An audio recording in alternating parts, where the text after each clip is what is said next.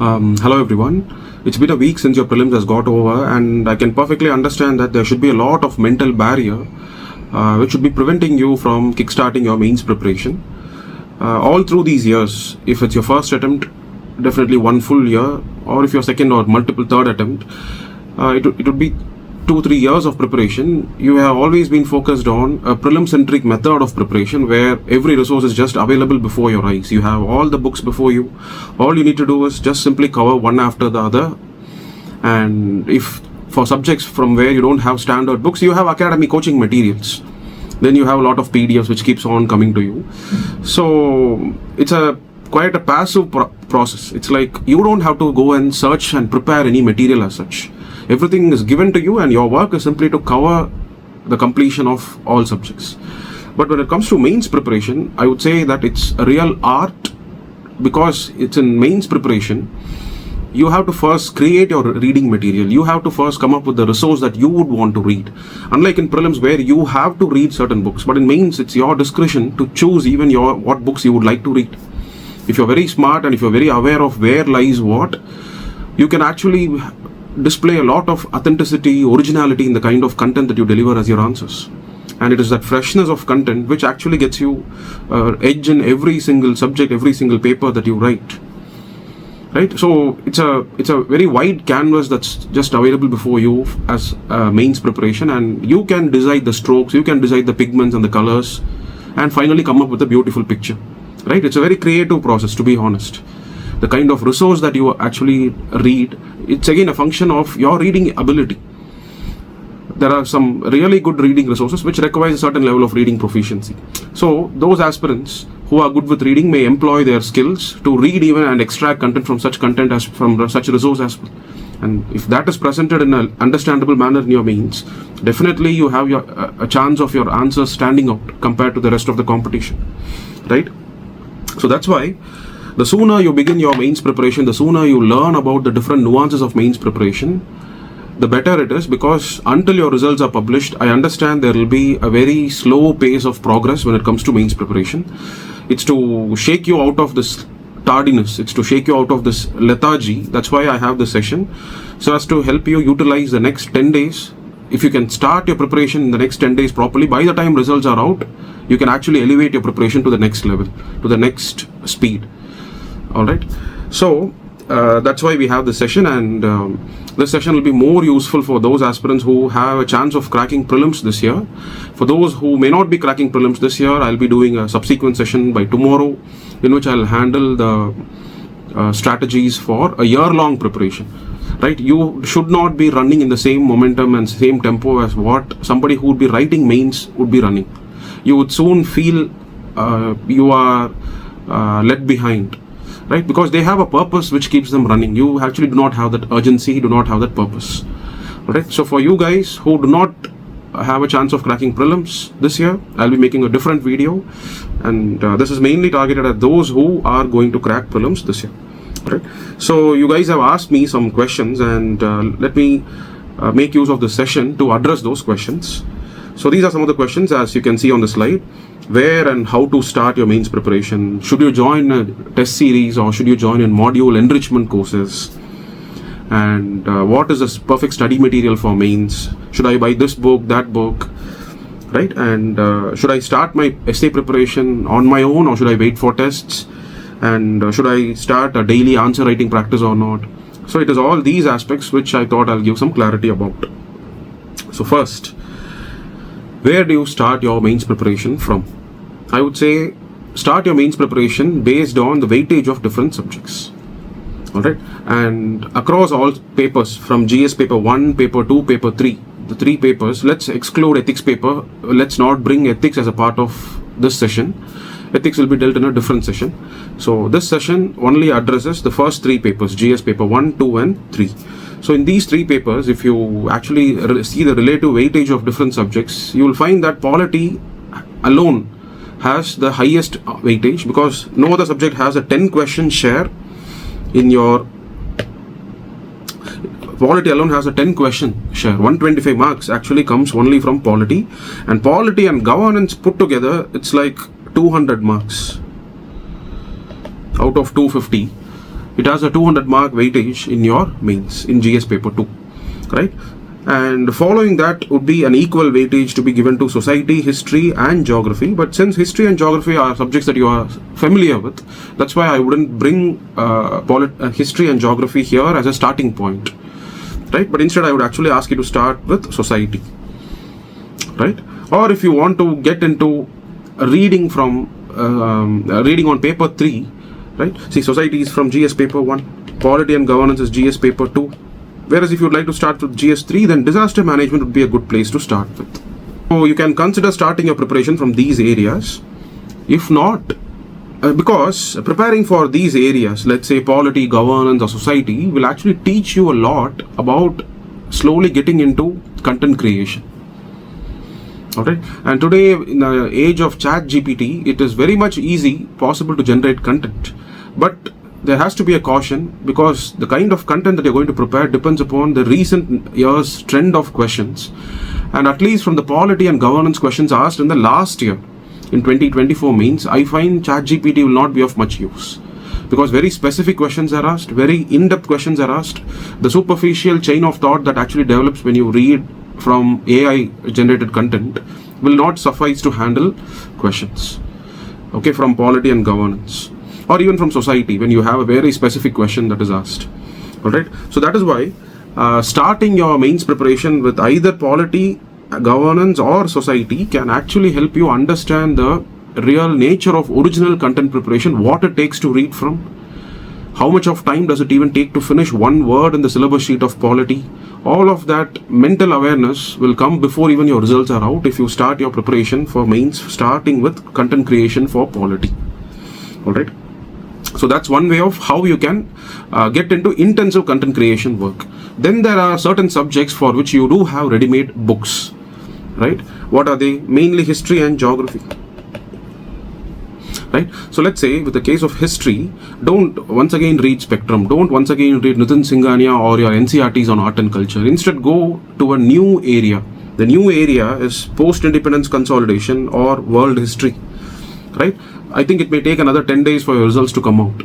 Until your results come out, this 10 days you can actually put to such a great use by ensuring you complete world history and post-independence consolidation. Trust me, 10 days is more than sufficient to finish world history and post-independence consolidation, right? So what kind of books should you read from topic by topic? I'll have a separate discussion on the reading materials for your mains preparation. As of now, let me simply just indicate the areas from where you can begin your preparation.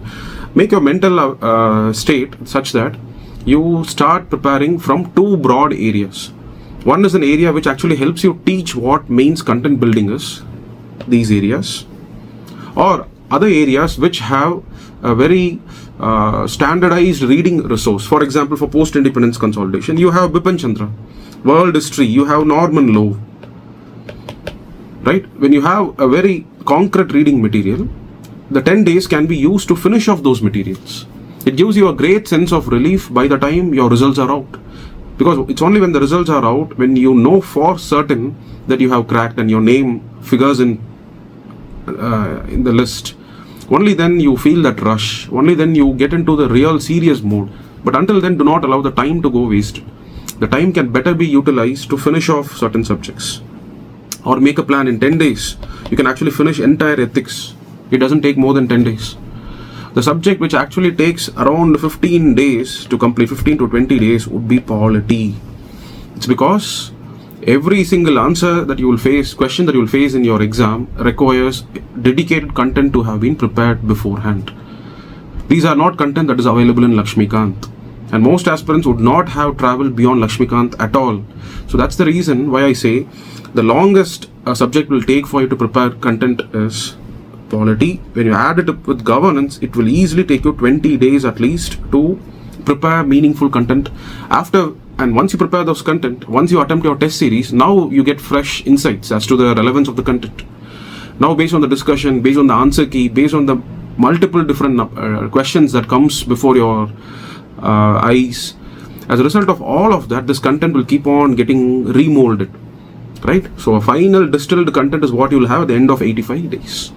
All you need to do just before your examination, in the night before your GS paper 2, just go through the content. Everything will be usable on the day of your exam. Right? So that's why I started this session by saying that preparing for mains is an art. The reason is you will decide how much of time and how much of topics would you want to cover, where do you want to cover. Depending upon your reading ability, you will handpick resources, right? Because there are some material which are extremely difficult to read, but when you read them, you get really wonderful points, which actually would be the icing on the cake when you write your mains answers. Your content is definitely going to stand out because nobody else have read such kind of content, because they may not stand up to your level when it comes to your reading ability. That's why I say this is a test of authenticity, right? No single one book, no single resource applicable to all aspirants. Each one of you will make your own resource. All right. So these are some good areas to actually think about starting your preparation. At the same time, let me also tell you certain subjects from where you should not start your preparation, and that would be science and tech, environment, international relations. The reason is international relations is so easy. Don't even start with this. You only need 3 or 4 days to prepare for international relations, and that too, all you need to do is, if you have been reading Hindu newspaper regularly, you only have to glance at any current affairs compilation of any coaching center, right? You have an entire gist of all important international relations events that have taken place in the last 1 year. Anyway, you have also been a party to these events. Whenever you have been reading newspaper, you have come across all these events. It's not something that you're going to encounter for the first time in your preparation. No. All you need is a refresher. And that refresher is very much possible from reading any academic compilation. So do not start with international relations. It doesn't serve any purpose. It's once again like a passive process where something is given to you, you start reading it. No. Alright. And science and tech and environment, what is the problem here? The problem is, what will you even go and read?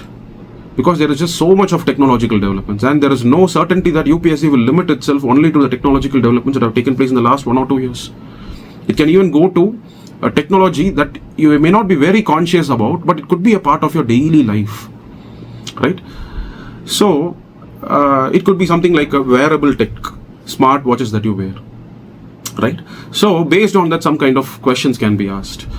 So that's why there isn't any particular reading material as such for science and tech and environment with which you can concretely say that, okay, today 6 hours if I allot preparing for this, I'll definitely be able to handle 1 question on the day of your exam. Science and tech and environment preparation is more like, it's like a hit or miss, right? And most students, when they have to leave 1 question unattempted in GS paper 3, it would be most probably from science and tech and environment. Nobody leaves the questions in economy. Nobody leaves a question in internal security. Nobody leaves questions from disaster management. But it is in science and tech, there is a possibility. Environment, again, there is a possibility. But at the same time, the other 3 questions, even today you would probably be in a state of readiness to go and attempt those 3 questions. All you need is the past accumulated knowledge of attending your science classes, environment classes. And in addition to that, you're going to face science and tech questions from your test series. These are factual subjects. It's all about the factual awareness. Either you know it or you don't know it. And definitely somebody who has cracked prelims will have sufficient degree of information, factual content available to handle questions from science and tech and environment. So do not waste the initial days once again getting into a prelim-specific, prelim-centric kind of a resource. Right? But learn how to prepare for mains, and that learning step begins when you prepare for polity and governance. Or it could even be society. The choice is yours. Or try to have a tangible outcome at the end of the next 10 waiting days by the time your results are out. The tangible outcome is, I have completed Bipin Chandra's post-independence consolidation, or I'm done with internal security, because you have good books for internal security, right? So get either of the 2 feel. Get a feel that you have started understanding what it takes to make original content, or give yourself this feel that certain milestones have been completed in terms of completion of certain textbooks. Alright, so this is where you start your preparation. And what do I mean by learn by doing economy? See, economy, it's not about content.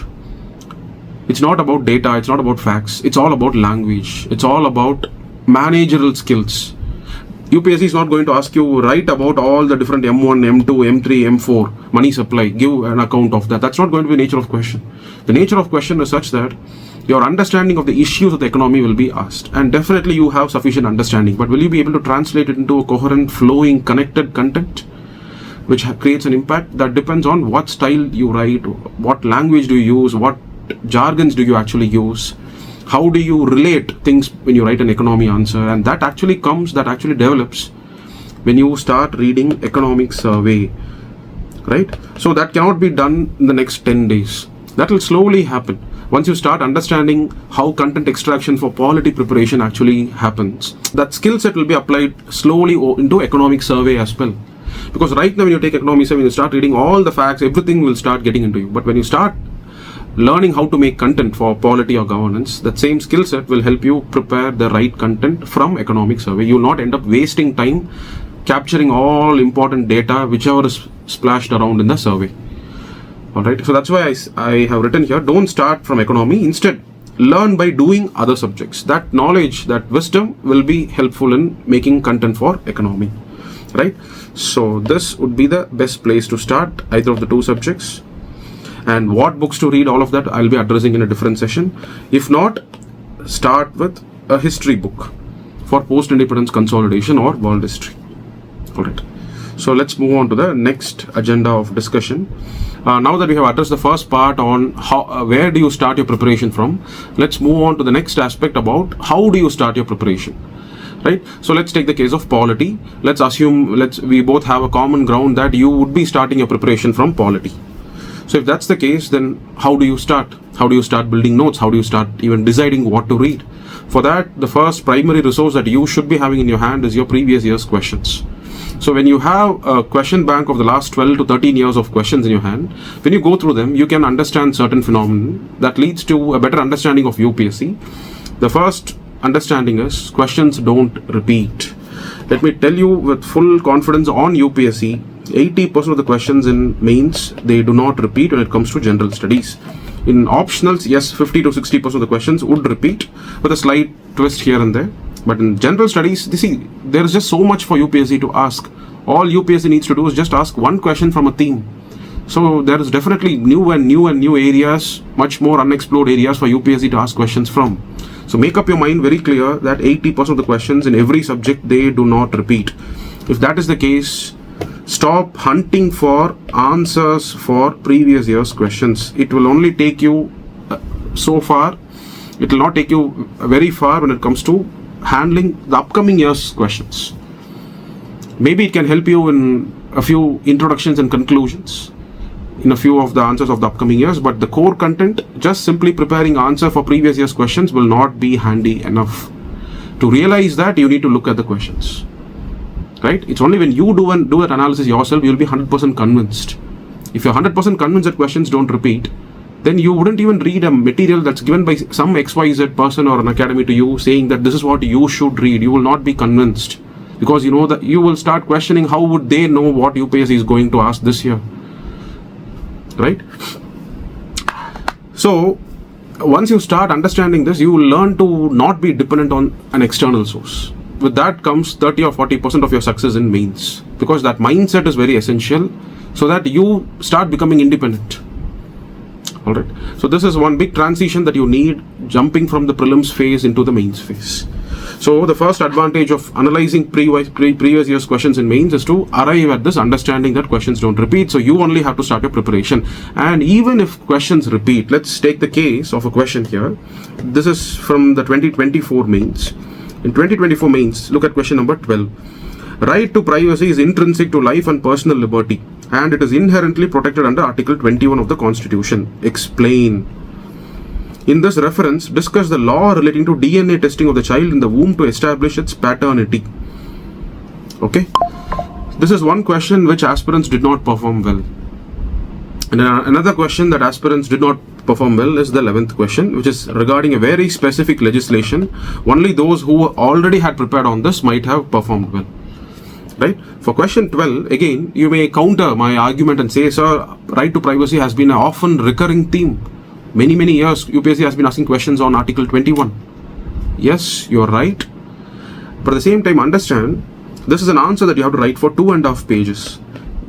First of all, you wouldn't be knowing the latter half of the answer. which means that you have to somehow stretch the content for 1.5 pages. That is, the first part of this question now has to be stretched to a 1.5 page content.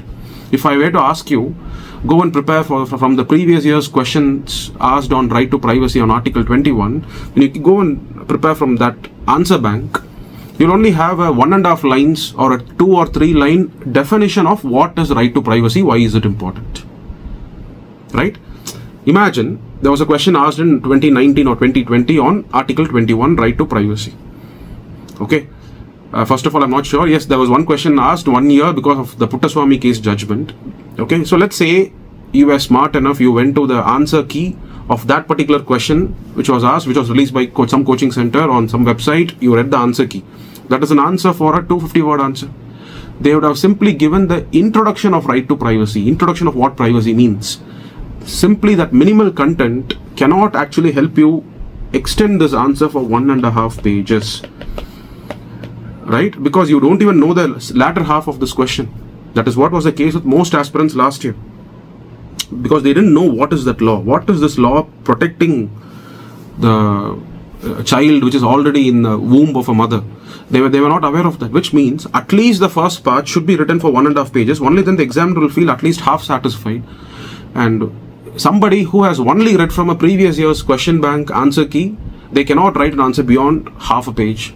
But if you were an aspirant who would have done, after having seen the previous year question, if you were conscious, if you're aware that, okay, privacy seems to be an important area, let me go and read as much as possible on that topic.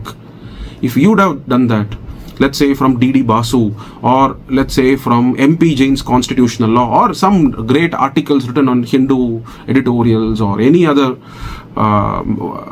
political magazines like Frontline, if you have read something on that, yes, you have more ideas in your hand. That is the kind of preparation that I want you to put in. Not simply becoming a hard drive which has answers of previous year's questions. No. Be an artificial intelligence platform where you have exposure to so many ideas. Now with the kind of question asked, you are able to cherry pick from all the different areas that you have gathered and create a narrative. See, I have my vision clear about mains preparation. I know I have to prepare fresh content. I know I have to prepare content not simply minimally restricted to the answer key question bank alone, but rather to extensive sources from where all I can gather ideas regarding this same topic. That could be coming in the form of good PDFs written by some eminent research scholars. It could be some national law universities publishing some articles on these issues. The source could be so many, right? But the responsibility to search for these sources is mine. Nobody would do that for you. And if somebody is doing it for you, don't you think it's prudential to question why would they do that? How would they be an authority on that, right? Your search should take you to newer and newer places. Somebody who is doing it to impress you, or somebody who is doing it for a fee, may not actually be investing their soul and heart into this process. And that's where you actually come in. Your future, your ability in the future to handle your questions should be your responsibility, not somebody else's. Right? So make your mind clear. So this is why I said you should start with PYQs, and I have mentioned it categorically here. Don't read any market material. I'll tell you why. As soon as you see all these questions, now you get some sense. You get some sense about the difficulty. Your natural instinct that comes from your prelims preparation days is to look out for what material to read for. Right? The minute you start searching for material to read in terms of one book published by so-and-so academy to prepare on all these topics, right? That is going to kill your initiative to seek and learn. That is the end of your preparation for mains. You may be under the misplaced belief that that is saving your time, but that is actually destroying your ability to prepare for mains. Alright, so that's why I have written it very clearly. Don't read any market material. Okay, but then there are some areas for which I would myself recommend market material where this original idea building, original concept building is not even necessary. And that is one area which is international relations. You don't need to, there's no such concepts or anything. They only ask all dynamic issues, like whatever is contemporaneously happening between India, Bangladesh. You only need 10 points for that. Where original idea building, original clarity building is not really required, where only factual awareness is required, you can obviously refer other market material. Okay, so here I have listed: avoid reading market material for polity and issues, ideas related to governance. For schemes questions that are asked from governance, you can refer any market material. But when it comes to ideas on NGOs, ideas on SHGs, ideas on civil services, ideas on how bureaucracy and government functioning happens, there, if you analyze the questions of previous years, you will understand nobody can claim a single source as the right material for handling questions from those areas. But if you had taken the initiative, if you had explored, let's say, EPW articles, very nice articles on civil services governance comes in EPW, if you have taken time to read it, I'm sure you will have that confidence that you have enough to handle any type of questions. But when somebody gives a material to you, first of all, it is just a factual compilation. I, for one, I have tried reading it, but I have never been successful in mastering this one single source for one full GS paper. I don't want to take names, but there are some academies which actually give you a single book for entire GS paper 1, a single book for GS paper 2. It's so foolish to even spend time reading that. And your mental space is also limited. If garbage comes in, garbage stays there. Good things, there's no space to come in. Right? So do not allow every random fact, every random reading material to get into your mind space. It's so sacred. It's so precious. Safeguard it and only allow certain things to enter into your mind space. Alright? Only then the extraction will also be from limited good things. Okay? So that's why wherever it's just about facts, right? For polity, again, understand things on your own. But when you attend test discussions, when you attempt in your test series, there could be questions asking refer case laws, right? So it's inhumanly possible to go and read case laws from a book like MP Jain. That is the place where gap filling can be done by coaching academies resources. Test discussions will give you ideas about case laws, right? Yes, note it down. Some PDFs, a compilation of all case laws regarding all the different rights under Article 21. Right of slum dwellers, what are the case laws? Right of prisoners, what are the case laws? Make use of that. No harm in doing that. Right? But just be sensible enough to understand where original preparation has to go in, where a borrowed preparation can actually turn out to be useful. That alertness is what I'm more concerned about. That's why you can even pause this particular video here at this moment. Okay, just observe what do I suggest that you should not be depending on market material for. The next important question is, should you be enrolling in a test series and should you be enrolling in enrichment module courses? The answer for this question is perfectly dependent upon who you are as an aspirant. If you are somebody who's been 3 or 4 years into this preparation cycle, it is very much possible that you would have completed your entire mains preparation by this time. It is very possible that both papers of your optional has been completely mastered. And it is possible that you have already made the correct notes in the correct way for polity, governance, society and all of that. If everything is done, then yes, you please go and enroll in some module courses. Maybe the faculties may add some value in terms of factual enrichment, in terms of bringing to your awareness some new areas which might have evaded your preparation in the last 3-4 years. For those purposes, yes, it makes sense to join module courses. And that's why you take aspirants like Shakti Dubey, the topper in last year, probably should have joined in every possible course.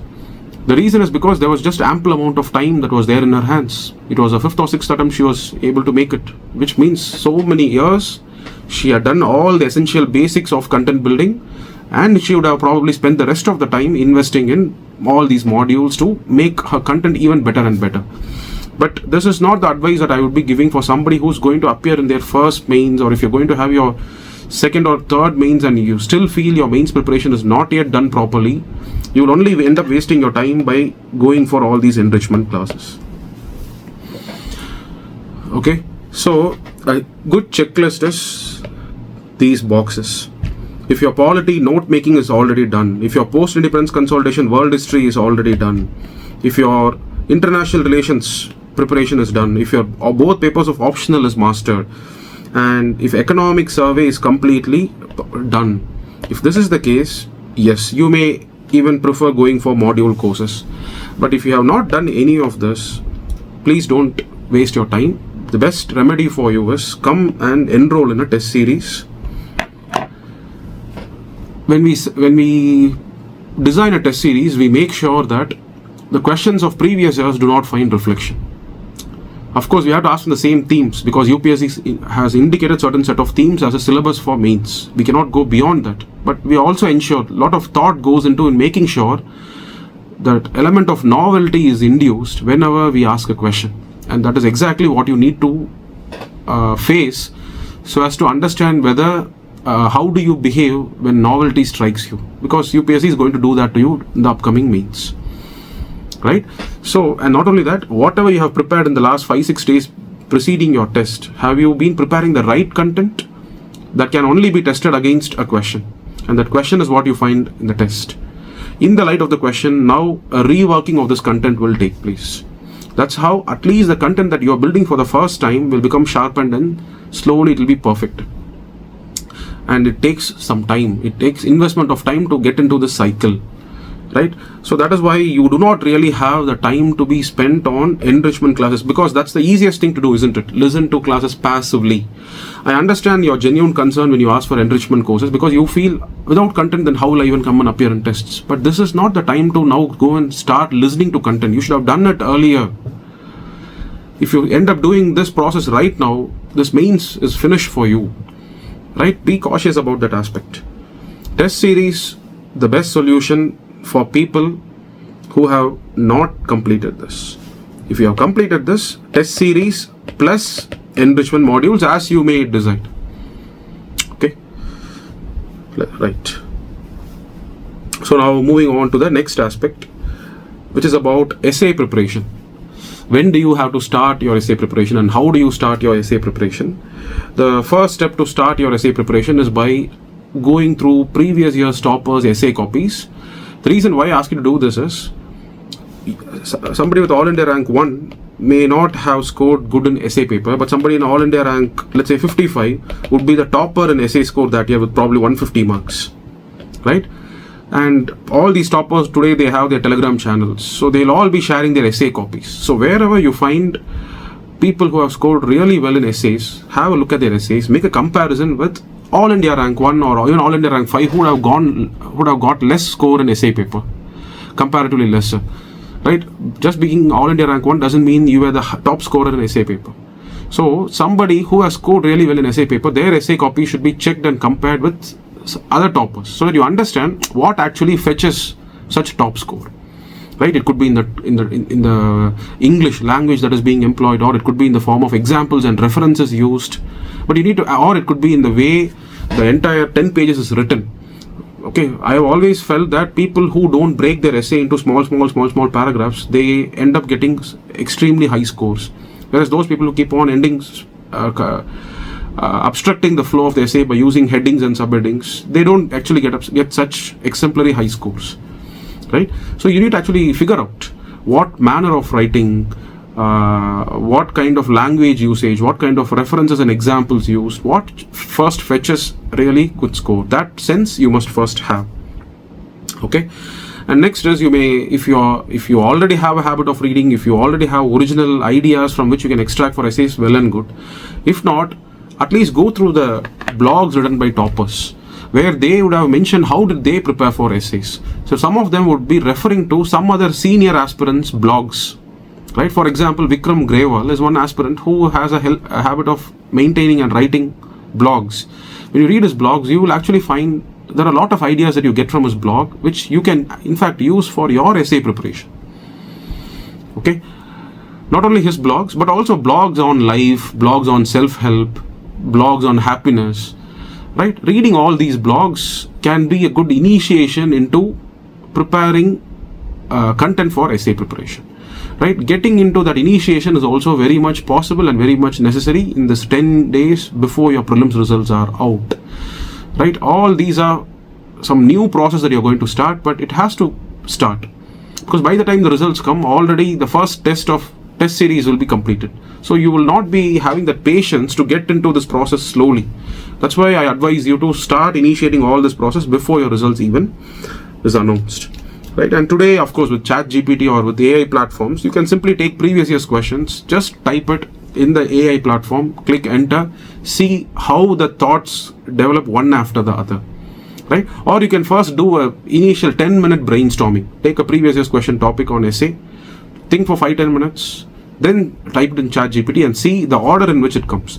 Even seeing the order in which it comes can actually help you verify whether the order in which you think is similar or not, right? So these kind of preliminary activities towards essay preparation can be initiated at this juncture. All right. The last aspect for discussion today is about how much of writing practice should you be doing before your mains. Is it really mandatory that each one of you should be involved in a daily writing practice of 5 questions every day? Well, I've never done that, but I used to even think for more than 15-20 questions every single day, right? The time that I would have spent probably writing an entire answer for 5 questions, I think in the same time, I can probably think answers for another 15 questions. The reason why I did not do a daily writing practice is because of the confidence I had about my own writing.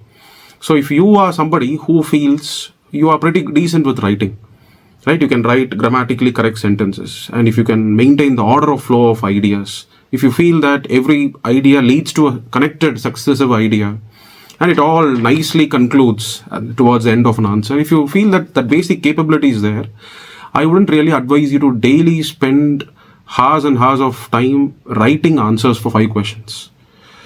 Okay? Instead, use that time to take questions from two or three other academies, their test series. Maximize your exposure to randomness, maximize your exposure to unpredictable areas, right? So I used to just take a question, think of what possibly an answer would be, and write hints. Hints are not full answers. I don't write an introduction, I don't write a conclusion. What I do is, as soon as I see a question, immediately think about 5 points. First point, second, third, fourth, 5. Okay, I'm able to generate something. Let me move on to the next question. Okay, what is the next challenging, interesting question? Let me take that. That's how I spread the net far and wide, trying to bring every possible question under my radar, right? So, should you be writing or not is a call that you should be taking based on your own assessment of how good is your writing. Right?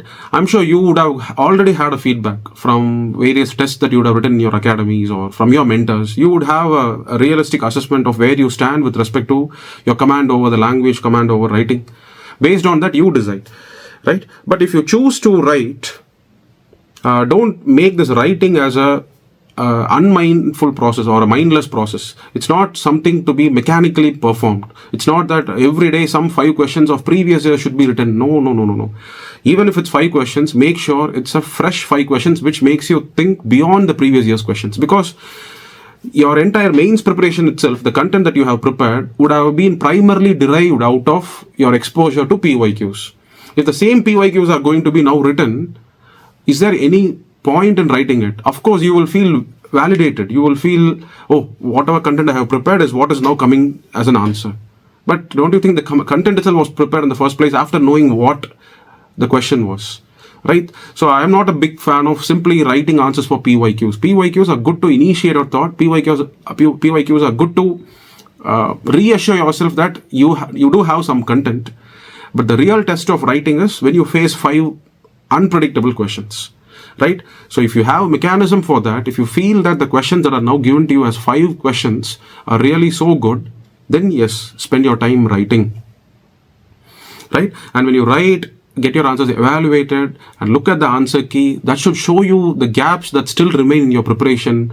And do not only confine yourself to the content in the answer key, but go beyond that. Do the original content making that I have been explaining to you in the initial part of the discussion. Do the original content building. Now come to the same question. Look at the question, think about a new answer based on the new content that you have read. Now try to brainstorm. If possible, try to rewrite an answer. Right? This loop should actually, it should happen. It's not like you have been given some 5 questions and you have written 5 questions and you have been awarded so and so marks. That is not the purpose of writing. Purpose of writing is to figure out gaps. What I was explaining just some minutes before was figuring out gaps as a part of your test series every weekend. But if you want to speed up the process and want to figure out gaps every day, then yes, daily answer writing practice can be helpful. But if you're somebody with good writing skills, don't write answers, just give hints, brainstorm, move on. More areas can be covered that way. All right. And another problematic trend I have observed in aspirants in the recent years is because of somebody advising them that for every answer you need to have a diagram. No, do not be obsessed about diagrams, flow charts, infographics. UPSC expects you to think sensibly, right? Good presentation doesn't necessarily mean diagrammatic presentation. If the answer really has a scope for conveying your ideas in a very condensed diagrammatic form, you may consider it, but I've seen aspirants excel in mains without drawing a single diagram. It's just words, text, paragraphs throughout the 50 pages of mains booklet, and they have been given exemplary marks.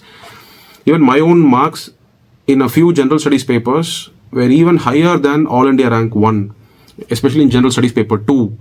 And not a single diagram was actually drawn. When I probably discuss an essay session, I'll show you the mark list of All India Rank 1, subject by subject, my subject, so that you understand what I'm saying is the truth. The point I'm trying to emphasize is, without diagrams as well, you can score marks. There is this unwarranted emphasis that has been given in the market now that an answer should have a diagram. No, that's not the case. You may see toppers' answer sheets having some diagrams from art and culture, some map in geography-related questions. All of that is possible in a market test series. But did the same topper do the same diagrammatic representation on the day of the exam? That's a very, very big question mark. Because even if they were prepared, the question might not have given them the scope to have embedded a diagram somewhere in the answer. So don't be too fixated about all these, but instead be obsessed about these aspects. Are you able to break a question, correct or not? That comes with the experience that I was telling you, where you expose yourself to maximum possibilities of questions. When you have exposed yourself to 3 or 4 times the number of questions than what others are exposed to, definitely some initial spark will be there in your mind to successfully decode a question, right? There are questions asked in UPSC every year, at least one question from every paper, where if you can only understand the question, decode the question, you'll understand how simple the answer for that question would turn out to be. For example, this question. Look at this. The growth of cabinet system has practically resulted in the marginalization of the parliamentary supremacy. In other words, this question is nothing but, has the control of parliament on the executive, is it tokenistic? Is it ineffective? That is the question. That is reworded in a different way. But to get into this crux of this question, it requires you to have been exposed to all these types of questions, right? So my priority, based on my own assessment of my own writing skills, is that I don't have to daily write answers. Instead, I would maximize my exposure to maximum number of questions. That is what will help you in successful decoding of question. Question interpretation being successful is directly related to number of questions you have been exposed to, right? And whether do you address all parts of this question or not. For example, I told you in the discussion on Article 21, there are 2 parts, right? If there are 2 parts, make your attempt. Whichever part you don't have much content, minimize the space allocation for that, but maximize the space allocation for the other part of the question for which you have more content. But eventually, all aspects of the question should find addressal in the 2.5 pages of the content that you write, right? Don't turn a blind eye to any part of the question, right? So these aspects are more important than diagram and flowchart. These are all advices given by armchair experts who probably might not even have had a single good successful shot in mains. They will be the ones who would be constantly emphasizing it because they don't know these are the aspects that really sails you through mains, right? What comes naturally to you should come naturally. Don't artificially force yourself to do something if it's impossible for you to do. Be confident about your strength. Hope that it will definitely help you clear mains, right? But the basic preparation vision, the basic preparation philosophy should be correct. It should not be simply based on dependence on others. All right. So that's the end of the discussion, and this is just a last slide that I would like to bring to your attention. So if you are someone who will be clearing prelims in the future, if you find your name in the list of aspirants appearing in mains, I understand your time will be very short, and if you would like to utilize my expertise in terms of filtering out the content for you, in terms of evaluating your answers, not answers word by word, but overall macro view on your evaluated copies, right? Because sometimes what happens is even the evaluated copies may not really point out to you your exact problems. It could be more or less vague and generalized. So a second glance at your performance or oversight into the content that you have been making, whether this is really in line with answering the questions asked in mains or not. Right? Many times students make incorrect content, lot of factual details without knowing how this fact can be used in which area. Right? So if you have such doubts, and if you are able to make it through prelims, once the results are out, you can always feel free to contact me, and these are the contact details, and I'll try to be of best use for you. All right, so thank you for watching this video till this point, and we'll meet in the next videos on the reading materials and how do you extract notes out of that. So those aspects will be covered in the successive videos.